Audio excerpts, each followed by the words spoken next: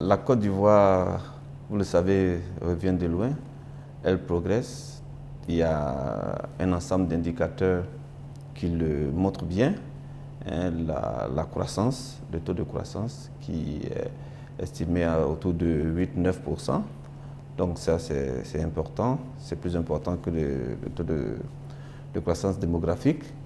Et alors, si la Côte d'Ivoire se porte bien au point de vue des agrégats, il faudrait qu'elle se porte bien sur les retombées par rapport aux populations.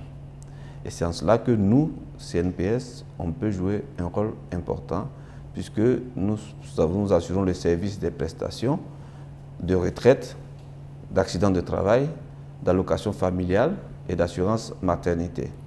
En dehors de cela, nous étant une institution qui collecte de l'épargne, nous collectons de l'épargne, nous avons la possibilité d'investir dans le pays pour développer certains secteurs, notamment les secteurs comme la santé, le logement, tous les aspects sociaux que la population peut ressentir en termes de retombées de la croissance.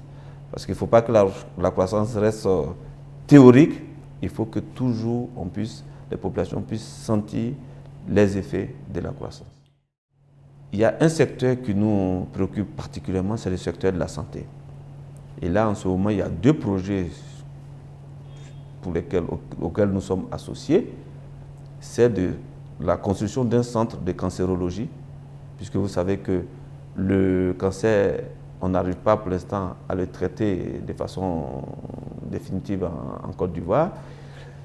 Nous sommes obligés, les compagnies d'assurance, ou bien l'État, ou bien nous-mêmes en tant que gestionnaires des accidents de travail, ou bien même pour nos personnels, nous sommes obligés de faire des évacuations sanitaires.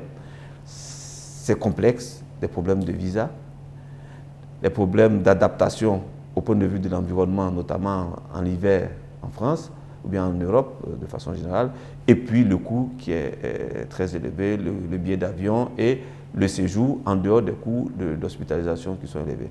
Donc, il est dans notre intérêt, dans l'intérêt du pays, d'avoir un hôpital d'oncologie pour le traitement du cancer. Et donc, nous, en ce moment, nous sommes partants pour être actionnaires dans une telle entreprise. Nous sommes en discussion déjà.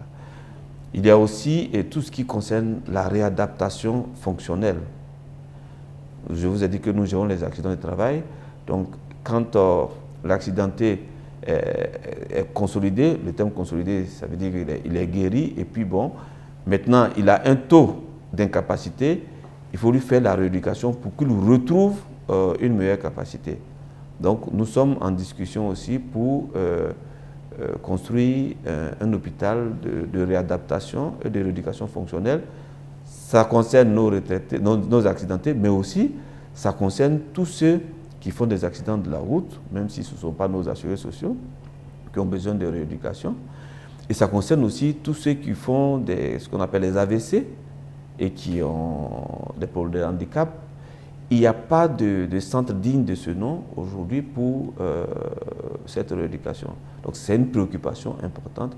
Et nous allons, on aime bien s'associer à des partenaires pour construire un tel centre qui va avoir l'aspect médicalisé, donc traitement médicalisé, jusqu'au traitement de mise en forme, soit parce qu'on est personne âgée, soit parce qu'on a un handicap, un problème de dos, un problème d'hernie discale, toutes ces pathologies qui nécessitent un entretien en termes de rééducation.